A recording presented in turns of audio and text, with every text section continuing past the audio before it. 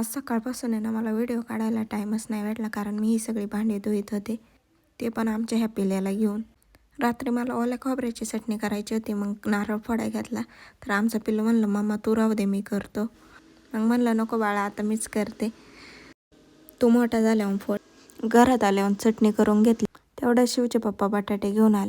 मग पटकन बटाटे उकडायला टाकले, कारण आहे ना आता मला डोसे करायचे होते. दिवसभर घरातले कामावर कोण आहे ना, आता अवतार पण लई खराब झालता आणि माझा पहिला व्लॉग आहे ज्यात मी आहे ना गाऊन घालून शूट केलाय. तेवढ्यात आहे ना आमच्या दारात एक पाहुणा आलता आणि तसे तर ते रोजच येतात. आम्ही बाहेर बघायला गेलो तर पळून जायला लागला. भाजी वगैरे करून झाल्यावर मग पटकन डोसे करायला घेतले. कसे वाटले तुम्हाला मी केलेले डोसे कमेंटमध्ये नक्की सांगा.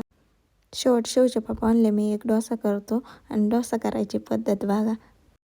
मग आवनला म्हटलं तुम्ही केलेला डोसा तुम्हीच खाऊन बघा, तर म्हणतात खूप छान झालाय. व्हिडिओ आवडला असेल तर लाईक करा, चॅनलला सबस्क्राईब करा. भेटूया नेक्स्ट व्लॉग.